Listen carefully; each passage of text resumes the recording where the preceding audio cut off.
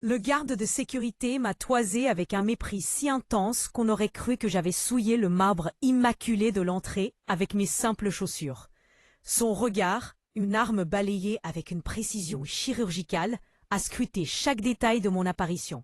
La couture effilochée de mon jean, la capuche usée de mon vieux sweatshirt de la Sorbonne, tachée de peinture d'un lointain week-end de bricolage. Je pouvais presque voir les calculs s'afficher derrière ses pupilles, évaluant ma valeur nette à une poignée de centimes et au contenu douteux de mes poches. Il s'est avancé, bloquant mon accès à l'entrée majestueuse de l'hôtel souverain avec une morgue de parvenus. L'autorité fragile de quelqu'un pour qui l'uniforme était une peau neuve et mal ajustée. « Je suis ici pour la fête de fiançailles des Marais », ai-je annoncé, ma voix étrangement calme. Le rictus qui a déformé ses lèvres était si acide qu'il aurait pu corroder l'acier. Il a eu un petit rire gras, satisfait, et a pointé un doigt épais vers l'arrière de l'immense bâtisse. « L'entrée de service est par là, mademoiselle », a-t-il tonitrué, soulignant chaque syllabe comme pour graver l'humiliation. Apparemment, le menu fretin devait emprunter les couloirs réservés. Je m'appelle Chloé Lefebvre, j'ai 32 ans. À cet instant, figé dans mes vêtements choisis avec un soin presque militant pour leur simplicité, je devais incarner le stéréotype parfait de la livreuse égarée ou de l'étudiante fauchée. L'ironie de la situation m'a traversé l'esprit comme une flèche, aussi aiguë que familière. Mais je suis restée de marbre. Parfois, la meilleure vengeance est un plat qui se mijote longtemps, dont les arômes se développent lentement avant d'exploser en une symphonie de saveurs en bouche. Ma sœur, Élodie, m'avait appelé 15 jours plus tôt, et sa voix avait la fausse gaieté de quelqu'un qui vous tend la coupe de son propre poison. Elle avait été limpide, avec une condescendance qui lui collait à la peau. « Essaie d'être présentable, Chloé, s'il te plaît, pour une fois. » Les guillemets audibles enveloppaient le mot comme un linceul. Les Desmarais, tu sais, ce sont des gens particuliers. Elle avait ensuite enchaîné, sur un ton faussement détaché, comme si elle me confiait un secret d'État. Et puis, évite de parler de ton petit business en ligne. Ils sont de la vieille fortune. Tu comprends? Les métiers de l'Internet, pour eux, c'est du vent. Le garde, lui, me fixait toujours, sa radio crachotant des ordres incompréhensibles qui semblaient le gonfler d'une importance démesurée. J'aurais pu sortir ma carte d'identité. J'aurais pu composer un simple numéro sur mon téléline. Un appel qui aurait réduit cet homme à l'état de statue de sel. Mais où serait passé le théâtre? Où serait le plaisir de voir la pièce se jouer jusqu'à son dernier acte? Alors, j'ai affiché un sourire doux, presque niais, et j'ai obliqué vers l'entrée de service, le crissement de mes semelles sur l'asphalte ponctuant ma retraite stratégique. Alors que ma main effleurait la poignée métallique, une voix stridente, aiguë comme une lame, a fendu l'air du parking. Élodie, resplendissante dans une robe de soie ivoire qui devait valoir le salaire mensuel d'un de mes employés, elle avançait vers moi. Ses talons aiguilles claquant avec une impatience fébrile sur le bitume. Son visage était une palette d'émotions contradictoires. L'incrédulité, la honte, une colère rentrée. Elle a posé son regard sur moi, puis l'a fait glisser à travers moi, comme si j'étais un spectre gênant, avant de se braquer sur le garde qui s'empressait d'expliquer avoir redirigé la personne de la livraison.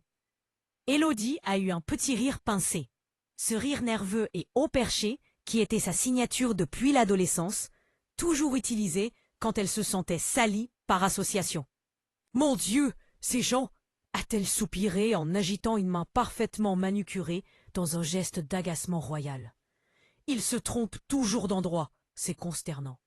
Ces gens, sa propre sœur. » J'ai serré les mâchoires avec une telle force que le goût métallique du cuivre a envahi ma bouche. La cuisine était une cathédrale du chaos, une symphonie désordonnée où l'ail frais écrasé se mariait à l'arôme riche du bœuf wagyu, où les casseroles s'entrechoquaient dans un ballet frénétique. Un commun, le front perlé de sueur, m'a prise pour la serveuse intérimaire et m'a fourré un tablier blanc, encore humide, entre les mains, avant que je n'ai pu prononcer un mot.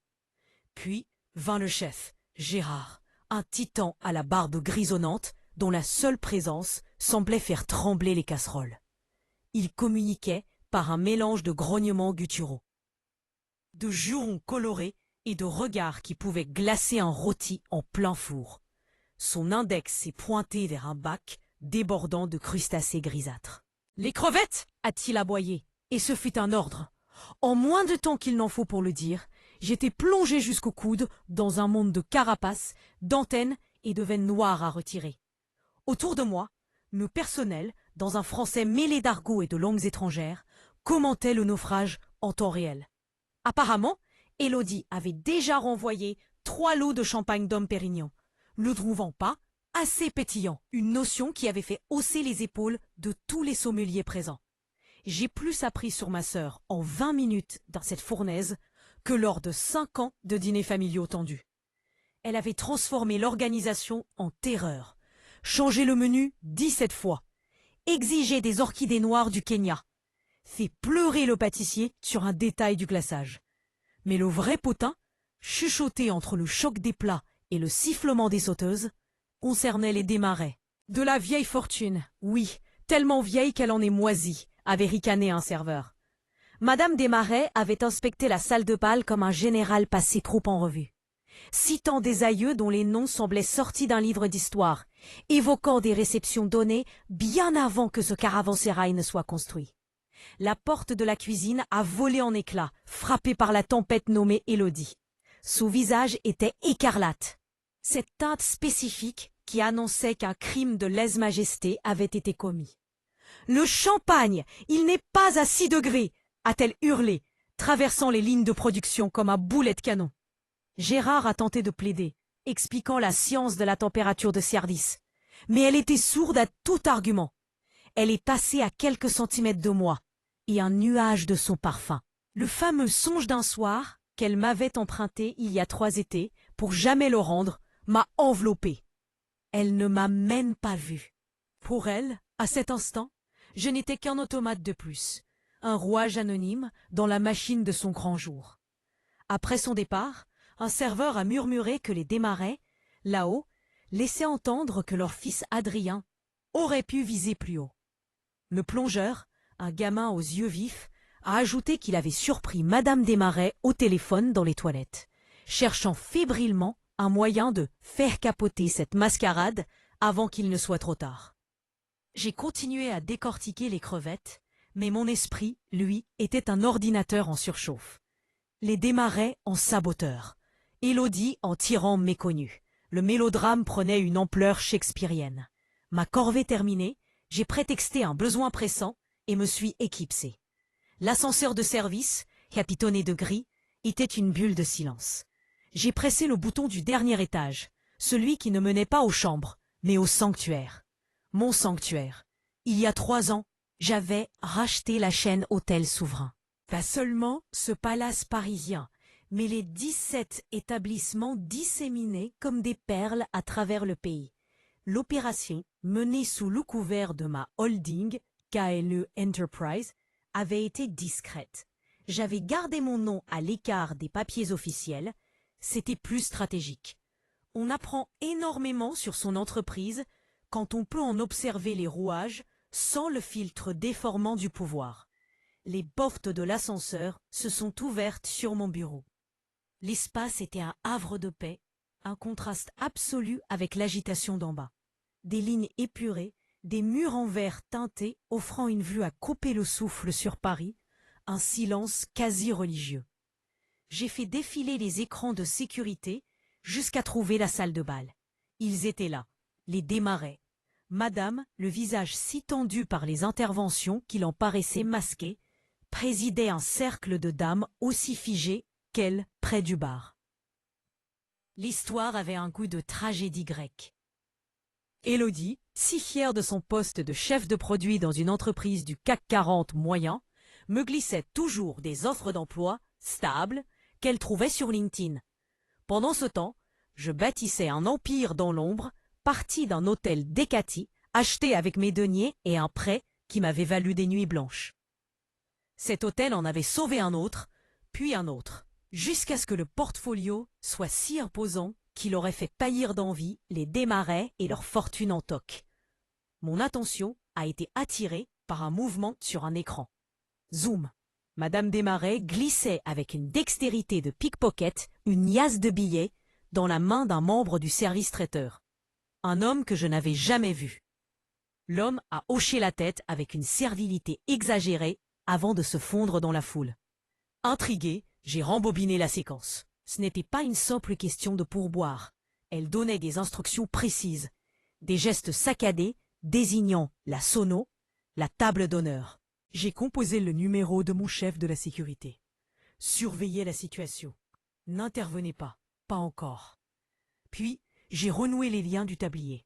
Si Madame Desmarais souhaitait jouer aux échecs dans mon propre palace, elle allait découvrir que j'étais maître en la matière. De retour en uniforme, un plateau de prêle. Coupe de cristal alourdissant mes mains, j'ai pénétré dans la salle de bal. Le choc fut sensoriel.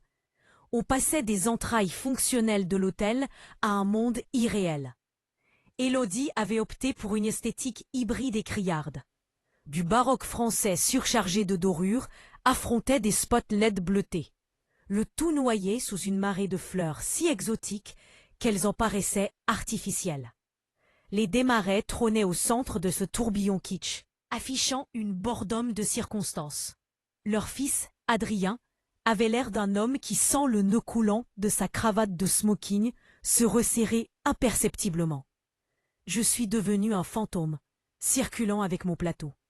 Les convives, dans leur bulle de privilèges, prenaient les flûtes sans un regard, sans un merci.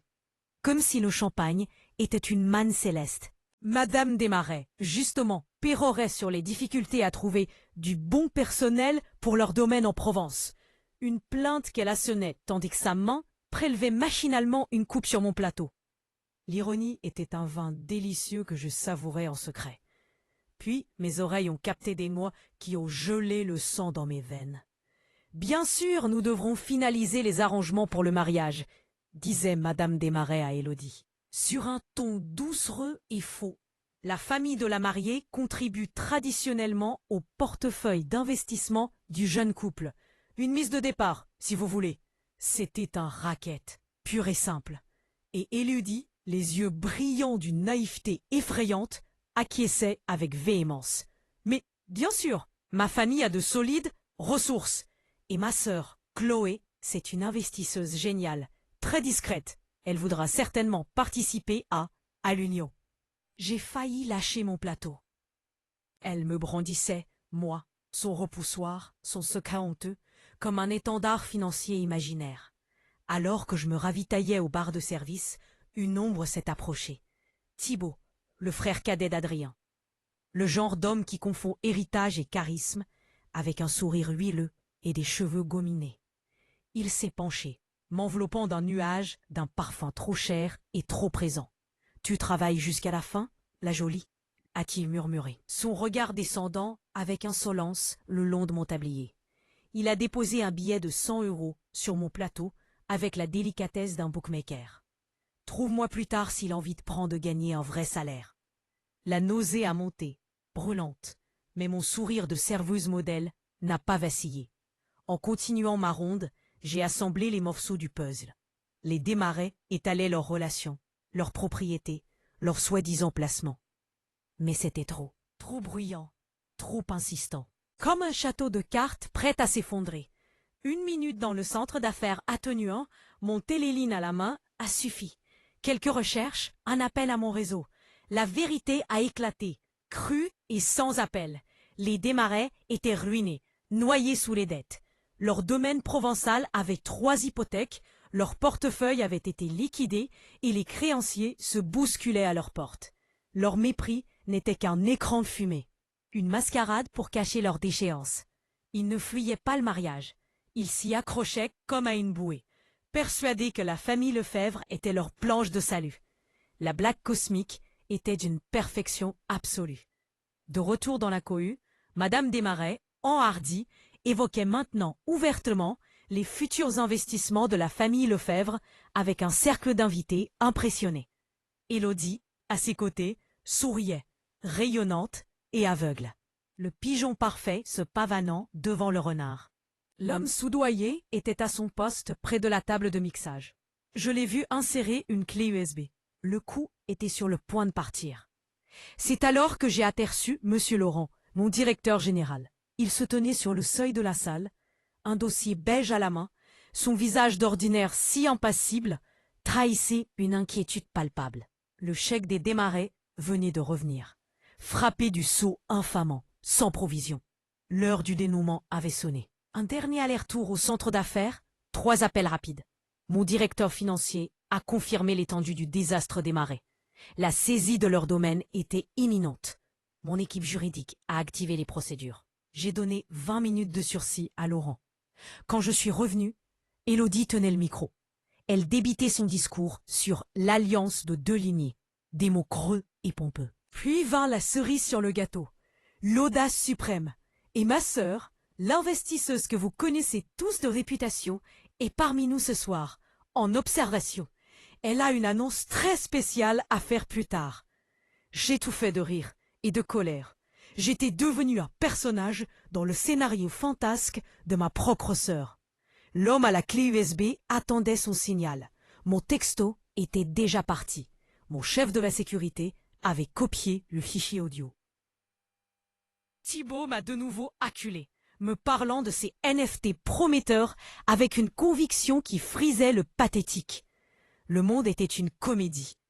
Puis Laurent a fait son entrée. Il a traversé la foule comme un bateau fendant les flots, ignorant Élodie qui se levait, pleine d'importance, pour le recevoir. Il n'a eu Dieu que pour moi. Le silence, lourd et soudain, s'est abattu sur l'assemblée. Il m'a tendu le dossier. Mademoiselle Lefebvre, nous avons un problème urgent concernant le règlement de la famille Desmarais. Leur chèque n'est pas couvert. Le monde d'Élodie s'est brisé net. Qu'est-ce que c'est que cette comédie? A-t-elle hurlé, son masque de perfection volant en éclats. Chloé, arrête immédiatement. Tu me humilies. Sécurité, sortez cette folle. D'un geste lent, délibéré, j'ai dénoué les liens de mon tablier. Je les pillai avec un soin méticuleux, comme un drapeau après la bataille, et les déposai sur une table voisine. Puis j'ai fait face à la salle. Et quand j'ai parlé, ma voix n'était plus celle d'une serveuse, mais celle qui présidait des conseils d'administration. Je crois qu'il y a un malentendu. Je suis Chloé Lefebvre, et je suis la propriétaire de l'Hôtel Souverain. De fait, je possède l'intégralité des 17 établissements de la chaîne. La salle a retenu son souffle dans un cœur étouffé. Le visage d'Élodie était une fresque de terreur et d'incompréhension. Mais le rideau ne tombait pas encore. J'ai branché mon téléline au système. Sur les écrans géants, les visages souriants des fiancés ont été remplacés par les preuves accablantes. Madame Desmarais et son pot de vin. Madame Desmarais fouillant avec avidité dans le sac à main d'Élodie. Puis, le fichier audio a jailli. Une conversation trafiquée où la voix d'Élodie, habilement montée, insultait les Desmarais et se vantait de leur soutirer de l'argent. La salle était au bord de l'hystérie. J'ai enchaîné avec les documents financiers, projetant hypothèques et jugements pour tous. Vous comptiez vous servir d'Élodie pour son argent. Vous aviez à moitié raison. L'argent existe, mais vous n'en toucherez jamais un euro. J'ai énoncé le montant, clair et net, 47 000 euros. J'ai offert le choix aux Desmarais. Quitter les lieux dans la dignité volée, l'addition offerte en cadeau de fiançailles ou affronter les conséquences légales. Adrien a alors trouvé son courage, la voix brisée. Il a avoué sa honte, son ignorance des manigances de ses parents. Les Desmarais, démasqués, ridiculisés, ont battu en retraite, fuyant sous les regards méprisants de ceux qu'ils snobaient quelques minutes plus tôt. Dans le silence lourd qui a suivi, Élodie s'est approchée. Les larmes silencieuses creusaient des sillons dans son maquillage parfait. « Chloé, je suis désolée, tellement désolée. Je ne te voyais plus, je ne voulais plus te voir. » Je l'ai prise dans mes bras, sentant son corps frêle trembler contre le mien.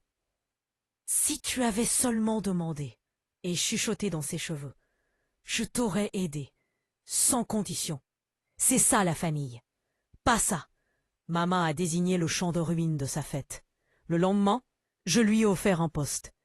Pas par pitié, mais parce que son sens de l'organisation, bien que tordu, était réel. Tu commenceras par la base. Tu apprendras chaque métier, chaque service. Et tu présenteras tes excuses à chaque personne que tu as maltraitée ici. Elle a accepté, la tête basse, mais le regard déterminé. Adrien a intégré le service comptabilité, découvrant avec stupeur qu'il avait une réelle affinité pour les chiffres, un talent étouffé par des années d'oisiveté dorée.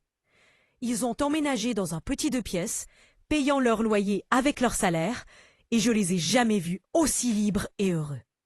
Les Desmarais ont perdu leur domaine 2 mois plus tard.